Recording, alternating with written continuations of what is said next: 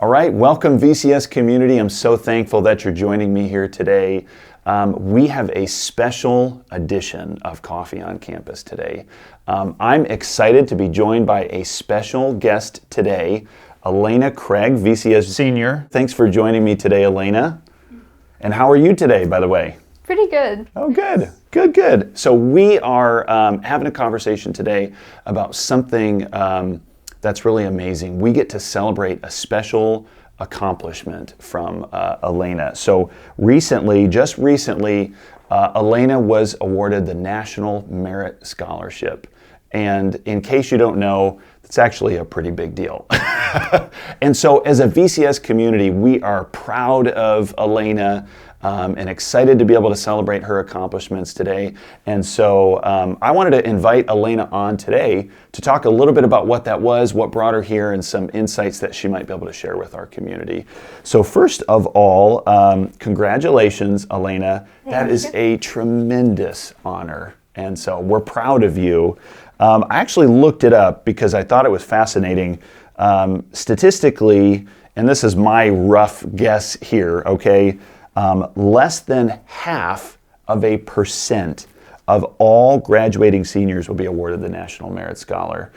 So my first question is, knowing that and knowing that this is a pretty prestigious accomplishment, how do you feel about that, Elaina? I mean, it's pretty great because it starts for the PSAT test, and so I just went in there taking a nice test. I knew it was a possibility, but wasn't anything I was focused on, so it was nice. So with that in mind, it sounds like there's some things that you've done specifically to prepare for it. Tell us a little bit about kind of the journey that led to that National Merit Scholarship, and maybe even some things that you've done, Elaina, maybe some intentional habits, maybe some tests and things like that you've done that's been able to lead you here. Tell us about that. Well, VCS does PSAT tests starting in the 8th grade all the way through junior year. So really to help for the SAT, but then also kind of to build up to this last one that actually matters. So I have taken AP tests since fires in 8th grade all the way to junior. No, that was actually the first big round of California fires out here. Started being bad the Wednesday of my first. That's your memory back to that first PSAT. That's okay. 8th grade. Yep.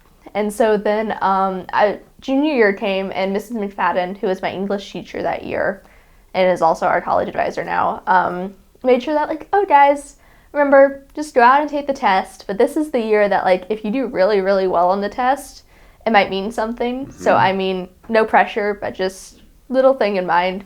So that was probably the first time I've actually studied for the PSAT. Okay. And don't think about me studiously scribbling away for hours on it. In class and maybe an hour max. Okay. Just get testing style back in mind. And so then, I mean, being well rested and eating well right before always matters for me, just to get me in the mindset and everything. So I went. You can have your energy and focus and everything, right? Yep. So I went in and took it, and that was actually the first day that some at-home students had come back. So I got to see some of my friends for the first time in forever, which was great. And then I took it. I felt okay about it, and then it was a waiting period. And then how did you feel during that waiting period? Were there some nerves, or were you feeling okay? I mean, by that point it was my 4th PSAT, and I didn't expect anything to come from it. So it was I want a good score, but it's not going to really weigh on me all that much. Yeah. And then I got it back, and I got a pretty good score, which I felt nice about, not because of the NSMTQ 20 more letters. Yes. But for oh, nice, I might actually have a chance on those SATs coming up. Yeah, and I kind of see that, Elaina, as a connection between your hard work and seeing the results that came from that, which is pretty neat. Yeah, it was pretty great. And so then the first step is, I think it was January, after we got our scores in December after an October test. They sent out commendations to a whole lot of people. Okay. I want to say it's maybe top 5% or anything. So quite a few of my friends were getting commendations. Mm-hmm. And then you had to open a portal or an email, and then it said I was a semifinalist, which was great. So when you came to that semifinalist, what was the time period between the recent announcement and when that you got that announcement that you were a semifinalist? That was January of last year.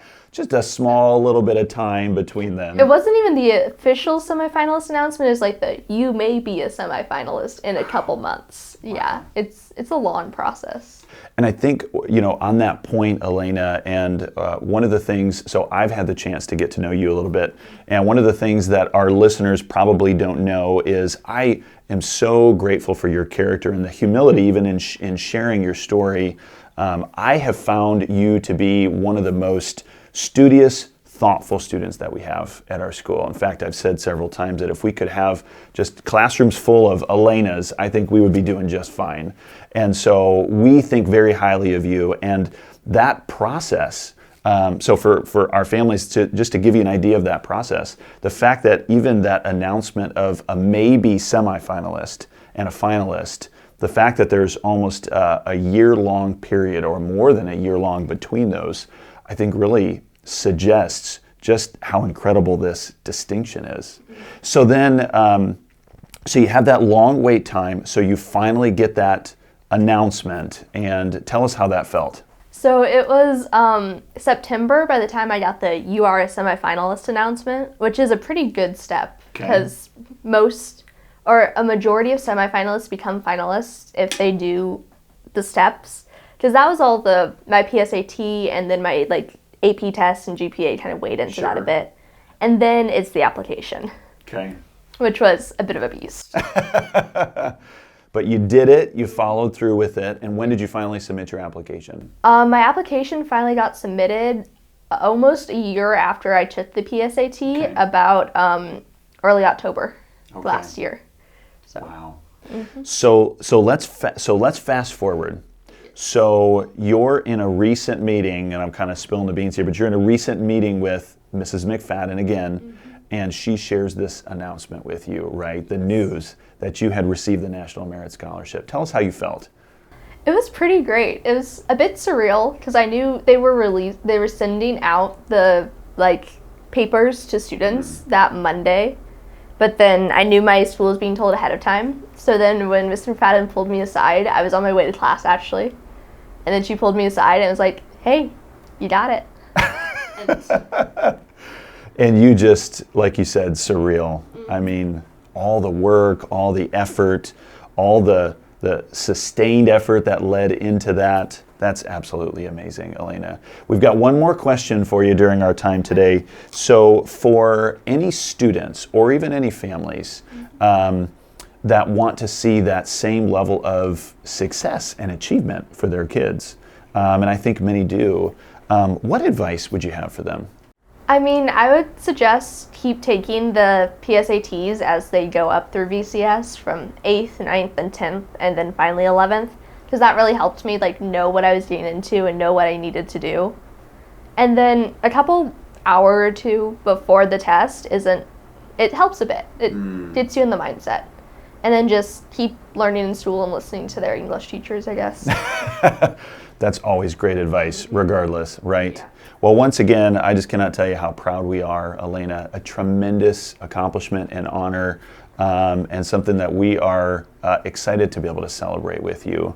So for all of you guys who tuned in today, I just want to say thank you. What a pleasure it's been to be able to spend this time with Elaina, and look forward to joining you for the next edition of Coffee on Campus. Thanks a lot.